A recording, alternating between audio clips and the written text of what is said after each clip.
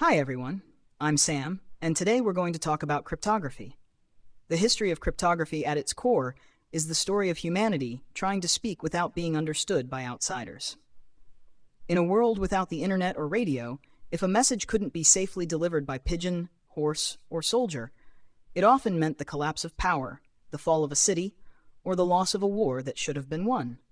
So people began trying to disguise language, transforming it in ways that only insiders could decode.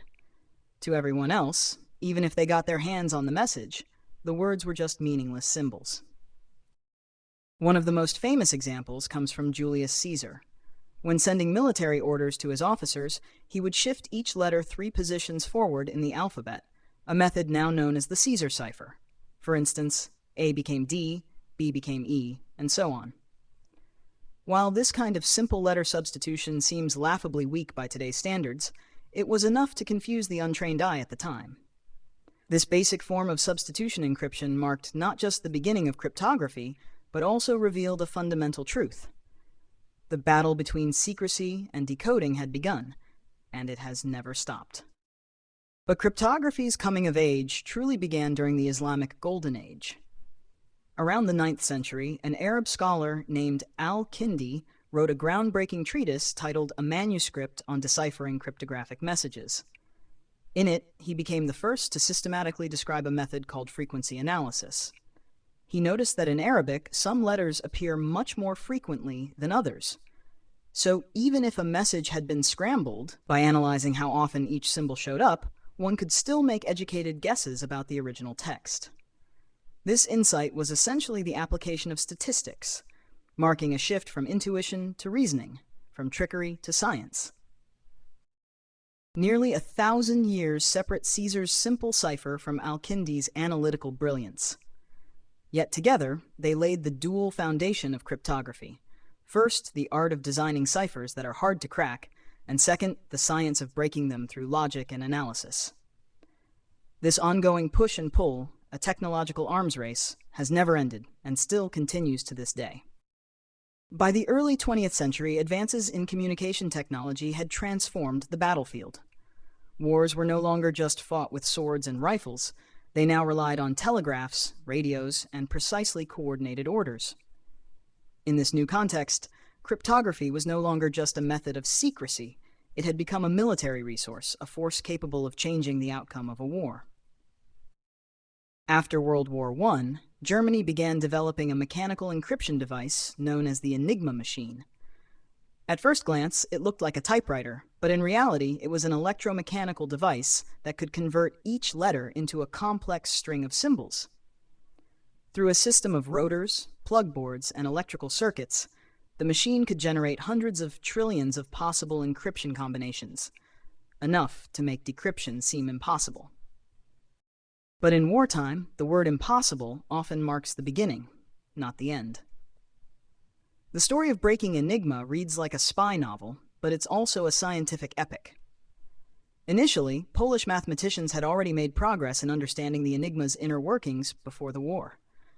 But once the Germans upgraded the machine's design, decryption became vastly more difficult. That's when Bletchley Park, Britain's secret code-breaking center, became a critical battlefield. In this seemingly ordinary estate, a group of brilliant minds, logicians, linguists, and mathematicians, worked around the clock. Among them, the most pivotal figure was a young mathematician from Cambridge, Alan Turing. Turing didn't think like most people. He didn't believe humans could manually test every possible setting. He believed machines could help. He designed an early computer prototype called the Bombe, which could simulate the logic of the Enigma machine and systematically rule out incorrect key combinations. Thanks to Turing's design and his team's relentless effort, Britain was able to decrypt German messages within hours, often without the Germans even realizing they were being watched. Historians later estimated that this cryptographic breakthrough shortened the war by at least 2 years and saved countless lives. The story of Enigma isn't just about the intersection of technology and warfare. It's about the fusion of mathematics, computing, and human determination. It was the first time cryptography was recognized as a national strategic asset. And it reminds us that in an age where information is power, those who can read the message may well be the ones who shape history. As the smoke of World War II gradually cleared, the victorious nations, while celebrating their triumph, also began to take stock of the scientific legacies left behind by the global conflict. Among these was a field that had played a pivotal, if little-known, role in intelligence and victory: cryptography. And it was quietly entering the center stage of academia, thanks to the efforts of an American mathematician named Claude Shannon, a man who loved tapping out telegrams, dismantling telephones, and thinking about the world in the most abstract terms imaginable. In 1949, Shannon published a landmark paper titled Communication Theory of Secrecy Systems. This work didn't just explain how cryptographic systems function, it revealed their deep mathematical essence and laid the theoretical foundation for all of modern cryptography. To Shannon, encryption was a transformation of information. It shouldn't depend solely on clever machines or accumulated experience, but should instead be something formal, logical, and provable. He introduced two key principles: confusion and diffusion, terms used to describe how a good encryption system should obscure the relationship between the original input and the final output, making it complex and unpredictable. These ideas would later become the cornerstone of secure encryption algorithm design. More importantly, Shannon precisely defined the concept of perfect secrecy. He mathematically proved that perfect security is only achievable when the encryption key is as long as the message itself and is used only once, what we now call the one-time pad. However, he also acknowledged a critical challenge. While this method is theoretically flawless, it's nearly impossible to implement in practice because generating and securely transmitting such long keys is itself a major obstacle. Shannon's work transformed cryptography from a craft into a science. For the first time, people began to seriously ask, can encryption and code-breaking be measured, reasoned about, and defined using mathematics? From that point on, cryptography was no longer just a wartime tool or the stuff of spy thrillers. It had become a rigorous academic field, standing alongside computational theory, probability, and information theory. This wave of theoretical rigor laid the groundwork for what was to come. But the next major turning point in cryptography would arise from an even more radical idea. What if encryption didn't require both parties to share a secret key in advance? The answer to that question would emerge in a revolutionary wave of thinking in the 1970s, one that still profoundly shapes our digital world today. But before that breakthrough could happen, cryptographers had to confront an age-old dilemma. Could secure communication exist without a shared secret? In ancient times, and even up through the mid-20th century, cryptography was built on one basic principle. If two people wanted to communicate securely, they first had to share a secret key. It's like passing notes with a friend, but you both need to have the same key to open a locked mailbox. The problem is, if someone else steals that key, no matter how strong your encryption is, it becomes useless. But as the world moved into the internet age, things changed. Now we communicate with thousands, even millions of people every day. There's no way we can arrange to share secret keys with everyone in advance. So the question became, is it possible to send encrypted messages securely, even if we've never shared a secret before? In 1976, two American researchers, Whitfield Diffie and Martin Hellman, offered a groundbreaking answer. They introduced a completely new concept: public key cryptography. Their idea was this: every person could have a pair of keys, one public, one private. You share your public key with the world. Anyone can use it to send you an encrypted message, but only you can read that message using your private key. It's like putting a mailbox on the street that anyone can drop letters into, but only you have the key to open it. This idea solved one of the biggest headaches in traditional cryptography: no more need to securely exchange keys beforehand. At first, Diffie and Hellman didn't yet have a working system to make this idea practical. But just a year later, three young mathematicians, Rives, Shamir, and Adleman, created a powerful encryption method known as the RSA algorithm, named after their initials. It was based on a tough mathematical problem, factoring large numbers into primes, which even today remains computationally difficult. public key cryptography wasn't just a technical breakthrough. It flipped the entire logic of cryptography on its head. In the past, encryption and decryption were symmetric operations, two sides of the same coin. Now, they became separate mathematical processes, and one side didn't need to know the other's secret. This shift brought cryptography out of the shadows of military and espionage and into everyday life. It became a critical safeguard for the internet, digital commerce, and even the protection of democratic systems.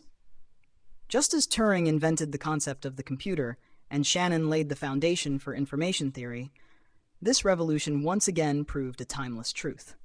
Mathematics doesn't just describe the world, it can change it. After the RSA algorithm opened a new chapter in public key cryptography, it was as if the world had finally found a digital guardian. Websites could encrypt, banks could authenticate, emails could be digitally signed. For the first time, cryptography became tightly woven into everyday information life.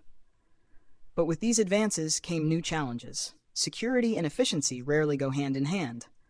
RSA was secure, yes, but it was also computationally expensive. The keys were often thousands of bits long, making it anything but lightweight or fast for the computers of the time.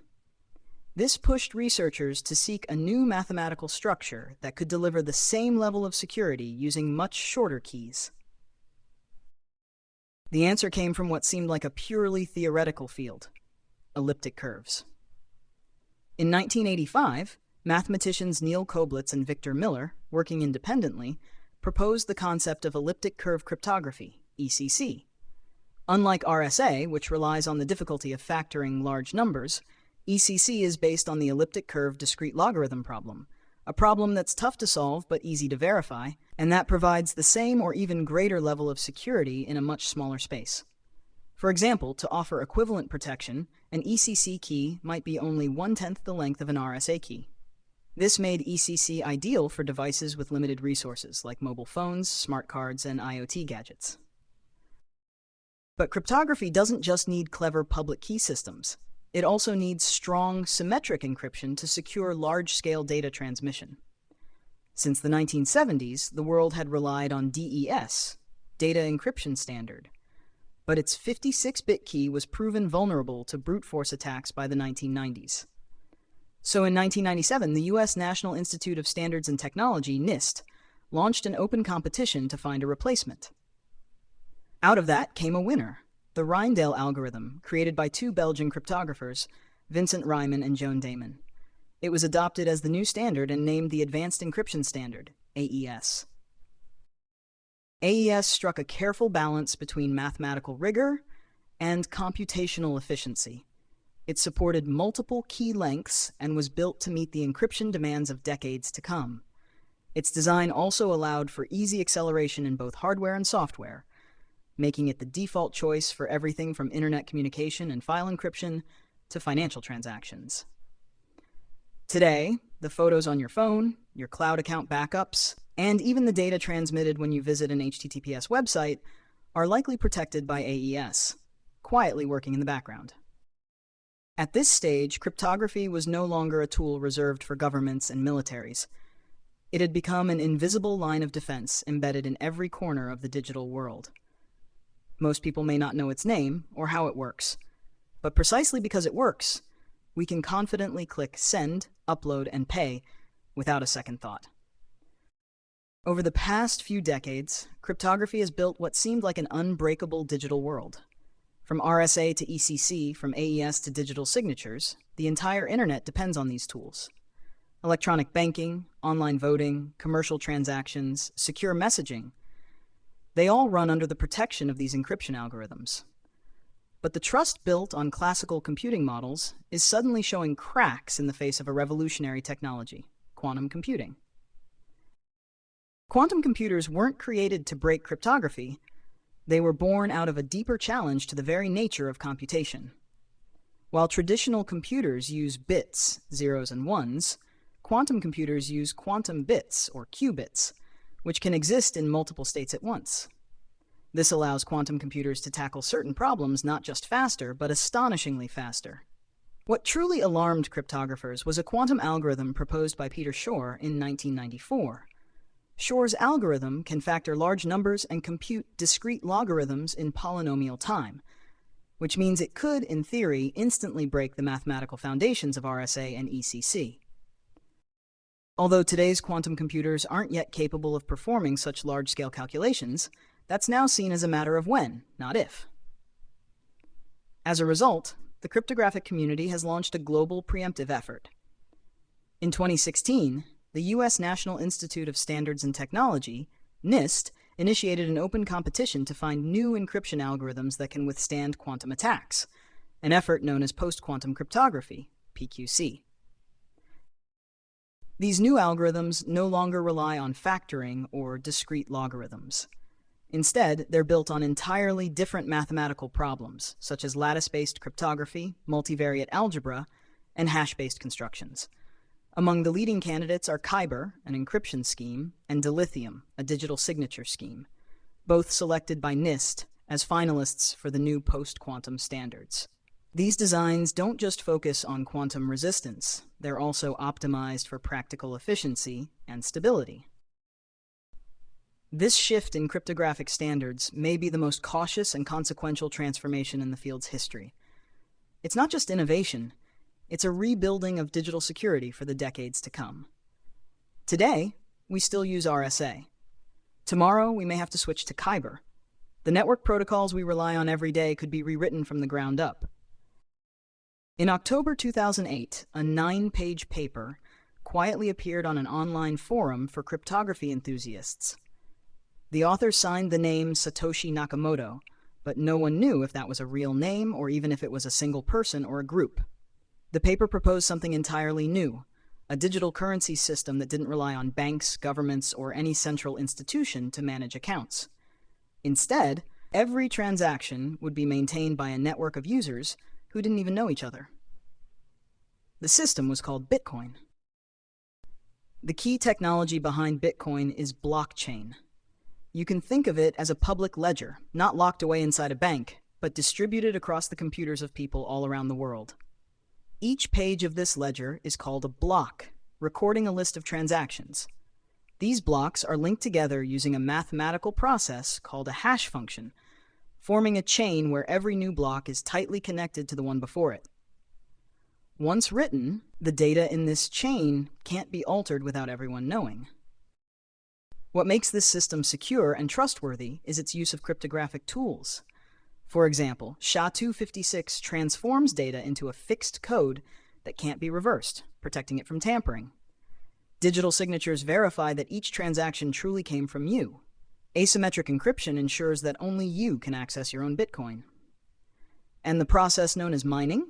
That's when computers solve complex math problems to earn new Bitcoins and add new blocks to the chain, a process known as proof of work. But Bitcoin was more than just a technical invention. It was a revolution in thinking. It challenged the traditional systems of trust by asking a bold question. If we can use math and code to guarantee the truth and security of a transaction, do we still need to trust people? It redefined what we mean by money and reshaped how people think about power, information, and control. Over time, blockchain technology evolved far beyond Bitcoin. It inspired a whole new wave of applications. Decentralized apps, dApps, smart contracts that execute automatically, NFTs that verify ownership, and DeFi, decentralized finance, platforms that let people borrow and invest without traditional banks. At the heart of all these innovations is the same idea, using cryptography to let strangers collaborate with confidence, without a middleman. Of course, these new technologies haven't come without criticism. Bitcoin is often blamed for using too much energy, enabling money laundering, and being too volatile to serve as a stable currency. But no matter how people feel about it, the idea behind Bitcoin has already changed the world. Cryptography is no longer just about keeping secrets safe. It's becoming a tool for rebuilding systems and redistributing power. This isn't the end of the story. It's the beginning of a new frontier. Cryptography has stepped out of the lab and into everyday life, now playing a role in how society itself is being redesigned. And its next step may be even more extraordinary. A world where you can prove you know something without ever revealing what it is. That's where the future of cryptography is leading us. As blockchain technology matured, new cryptographic breakthroughs began to tackle an even deeper issue: how to prove something without revealing anything beyond what's necessary. Imagine walking into a bar. At the entrance, the bouncer asks for your ID to confirm that you're over 18. You hand it over, and in that moment, they see your name, address, birth date, even your ID number. Sure, you've proven you're old enough to enter, but you've also revealed a lot of personal information you didn't intend to share. This kind of situation, disclosing too much just to prove a single fact, happens all the time in everyday life. And in the digital world, it's even more common. When we sign up for websites, make payments, or access online content, we often hand over not just passwords, but also our identity, habits, even location data. Once collected, this information can be tracked, analyzed, and even sold, creating a kind of digital persona we can't fully control. This is where cryptography steps in again. Back in the 1980s, 3 cryptographers, Goldwasser, Macaulay, and Rakoff, proposed a mind-bending idea called zero-knowledge proofs. At its core, the concept is simple yet profound. You can convince someone that you know something without ever revealing what that something is. In other words, you can prove, I meet the requirement, without revealing the details of your proof. Back to the bar example, if you were using a zero-knowledge proof, the bouncer would simply know you're over 18, but wouldn't see your name, address, or birth date. At first, this technology lived mostly in the realm of theory, but with the rise of blockchain, it finally found real-world applications. A cryptocurrency called Zcash, for instance, makes heavy use of a specific form of zero-knowledge proof called ZK snarks, enabling fully private transactions.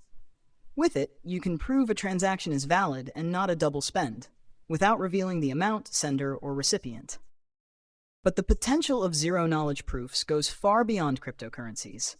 It could become a powerful solution to 2 of the biggest challenges in the digital world: identity and privacy. In the near future, you might no longer need to type in a password. Instead, you'll simply prove to the system, without revealing the password itself, that you know it. You might apply for a loan by proving my income exceeds a certain threshold, without handing over your entire payslip. Even at a border checkpoint, you could prove I've been vaccinated, or I have a valid visa, without showing any official documents or identity data. This is a new way of thinking about what it means to prove something. In an age where oversharing and data abuse are all too common, zero-knowledge proofs offer an alternative. Not full secrecy, but just enough information to be trusted. It's a way of saying to the world, you can trust me, but you don't need to know who I am. Looking back at the history of cryptography, it's hard not to feel a sense of poetic symmetry. At first, it was a tool of war, used by kings and generals to conceal their intentions on the battlefield. Then it became the domain of mathematicians, an art rooted in structure and logic. After that, it slipped into everyone's pocket, becoming an invisible but ever-present shield in our daily lives. And now, it stands at a brand new threshold, asking a question that is both ancient and unresolved. How can we preserve freedom and dignity in the digital world? The future of cryptography is both technical and philosophical. On the technical side, the challenges are growing more complex. Quantum computers are approaching practical viability. AI could be used to attack cryptographic systems, and the massive integration of data is making anonymity and de-identification harder than ever. We're already seeing the rapid development of post-quantum cryptography, alongside abstract tools like zero-knowledge proofs, homomorphic encryption, and secure multi-party computation, technologies designed to tackle problems unique to the 21st century. But the goal isn't just stronger encryption, it's also greater choice. In recent decades, we've often traded privacy for convenience and sacrificed control for speed. Cryptography offers a different possibility. Could we build a digital world that protects trust, security, and freedom, all at once? That answer may still lie in the distance, but cryptography is undoubtedly one of the paths leading us there. At the same time, cryptography is more than a technology. It's a way of thinking. It reflects a worldview that believes truth can be proven, privacy can be protected, and power can be decentralized. In an era increasingly shaped by algorithms, cloud platforms, and centralization, that worldview matters more than ever. Cryptography reminds us the true value of technology isn't just in what it can do, but in who it empowers and whose rights it protects. Perhaps in the future, we won't need to understand every algorithm or protocol, just as we don't need to know how a faucet works to drink water. But we will need to understand who controls our information, whether we still have the right to say no, and whether we can choose to stay silent or speak only what we're ready to share with the world. That's it for today, and I'll see you in the next episode.